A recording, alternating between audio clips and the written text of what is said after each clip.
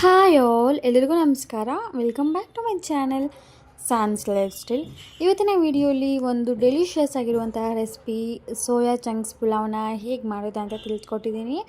ಈ ರೆಸಿಪಿನ ನಾವು ಬ್ರೇಕ್ಫಾಸ್ಟ್ಗೆ ಪ್ರಿಪೇರ್ ಮಾಡ್ಕೋಬೋದು, ಇಲ್ಲ ಡಿನ್ನರ್ಗೆ ಸಹ ನಾವು ಪ್ರಿಪೇರ್ ಮಾಡ್ಕೋಬೋದು, ಲಂಚ್ಗೆ ಸಹ ನಾವು ಇದನ್ನು ಪ್ರಿಪೇರ್ ಮಾಡ್ಕೋಬೋದು. ಅಷ್ಟೊಂದು ಚೆನ್ನಾಗಿರುತ್ತೆ, ಸ್ಪೈಸಿಯಾಗಿ. ಈ ಚಳಿಗಂತೂ ಪರ್ಫೆಕ್ಟ್ ಅಂತಲೇ ಹೇಳ್ಬೋದು.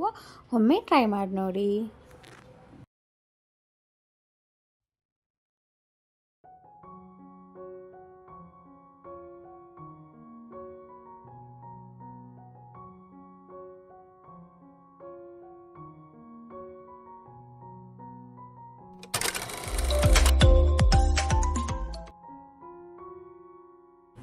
ಮೊದಲಿಗೆ ಇಲ್ಲಿ ನಾನೊಂದು ಬೌಲ್ನ ತೊಗೊಂಡಿದ್ದೀನಿ. ಒಂದು ಬೌಲ್ಗೆ ಒಂದು ಕಪ್ ಆಗೋಷ್ಟು ಸೋಯಾ ಚಂಕ್ಸ್ನ ಹಾಕ್ಕೊಂಡಿದ್ದೀನಿ. ಇದನ್ನು ನಾನು ಬಿಸಿನೀರಲ್ಲಿ ಒಂದು 10 ನಿಮಿಷ ಕಾಲ ನೆನೆಸ್ಕೊತಾ ಇದ್ದೀನಿ.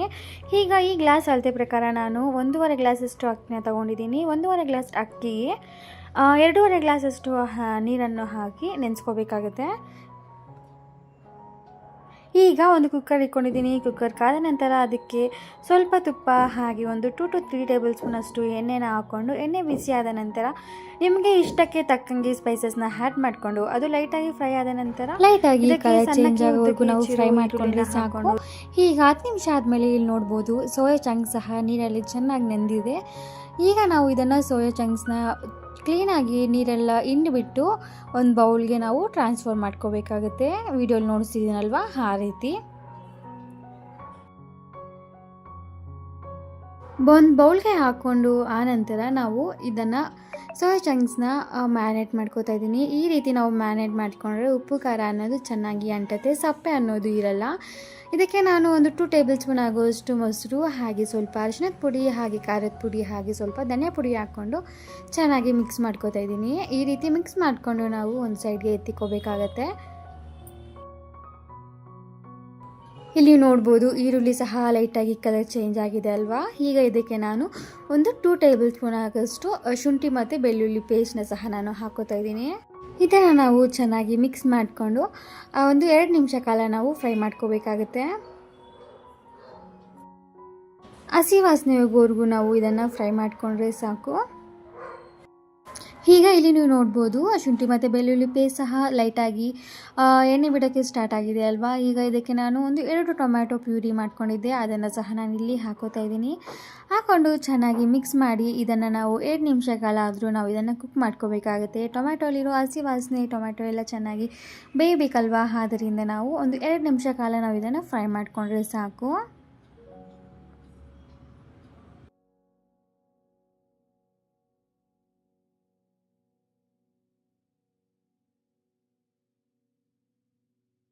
ನೀವು ಇಲ್ಲಿ ನೋಡ್ಬೋದು ಟೊಮ್ಯಾಟೊ ಸಹ ಚೆನ್ನಾಗಿ ಬೆಂದಿದೆ, ಹಾಗೆ ಲೈಟಾಗಿ ಸಹ ಕಲರ್ ಸಹ ಚೇಂಜ್ ಆಗಿದೆ ಅಲ್ವಾ.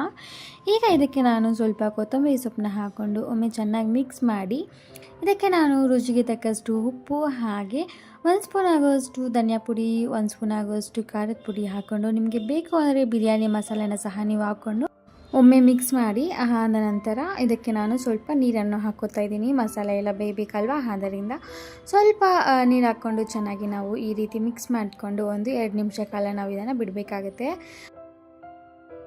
ಹಾಗೆ ಸೋಯಾ ಚಂಕ್ಸ್ನ ಸಹ ನೀವು ಇಲ್ಲಿ ಆ್ಯಡ್ ಮಾಡ್ಕೊಳ್ಳಿ. ಆಗಲೇ ನಾವು ಮ್ಯಾರಿನೇಟ್ ಮಾಡಿಕ್ಕಿದ್ವಲ್ಲ ಅದನ್ನು ಸಹ ನಾನು ಇದಕ್ಕೆ ಸೇರಿಸ್ಕೊಂಡು ಒಮ್ಮೆ ಚೆನ್ನಾಗಿ ಮಿಕ್ಸ್ ಮಾಡಿಬಿಟ್ಟು ಒಂದು 2 ನಿಮಿಷ ಕಾಲ ನಾವು ಇದನ್ನು ಫ್ರೈ ಮಾಡ್ಕೋಬೇಕಾಗತ್ತೆ.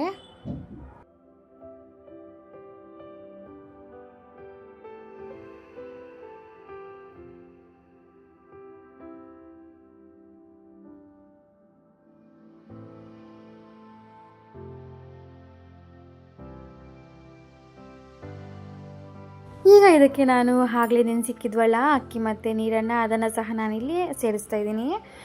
1.5 ಗ್ಲಾಸಷ್ಟು ಅಕ್ಕಿಗೆ 2.5 ಗ್ಲಾಸಷ್ಟು ನೀರು, ಅಥವಾ ಬೇಕು ಅಂದರೆ ನಿಮಗೆ 3 ಗ್ಲಾಸಷ್ಟು ನೀರನ್ನು ಸಹ ನೀವು ಹಾಕ್ಕೊಂಡು ಸ್ವಲ್ಪ ಕೊತ್ತಂಬರಿ ಸೊಪ್ಪನ್ನ ಹಾಕ್ಕೊಂಡು ಒಮ್ಮೆ ಚೆನ್ನಾಗಿ ಮಿಕ್ಸ್ ಮಾಡಿ ಲಾಸ್ಟಲ್ಲಿ ಟೇಸ್ಟ್ನ ನೋಡಿಕೊಂಡು ಉಪ್ಪು ಖಾರ ಎಲ್ಲ ನೋಡಿಕೊಂಡು ಉಪ್ಪೇನಾದರೂ ಕಮ್ಮಿ ಇದ್ದರೆ ನೀವು ಆ್ಯಡ್ ಮಾಡಿಕೊಂಡು ಚೆನ್ನಾಗಿ ಮಿಕ್ಸ್ ಮಾಡಿ ಕುಕ್ಕರ್ ಲಿಡ್ನ ಕ್ಲೋಸ್ ಮಾಡಿ ಹಾಗೆ ಒಂದು 2 ವಿಸಿಲ್ನ ತರಿಸ್ತಾ ಇದ್ದೀನಿ. 2 ವಿಸಿಲ್ ಆದ ನಂತರ ಪ್ರೆಷರ್ ಸಹ ಹೋದ ನಂತರ ಇಲ್ಲಿ ನಾನು ಓಪನ್ ಮಾಡಿ ನೋಡಿಸ್ತಿದ್ದೀನಿ ಎಷ್ಟು ಪರ್ಫೆಕ್ಟಾಗಿ ಕುಕ್ ಆಗಿದೆ ಅಂತ ನೀವು ನೋಡ್ಬೋದು. ಹಾಗೆ ಸ್ಪೈಸಿ ಲೆವೆಲ್ ಸಹ ತುಂಬಾ ಚೆನ್ನಾಗಿತ್ತು.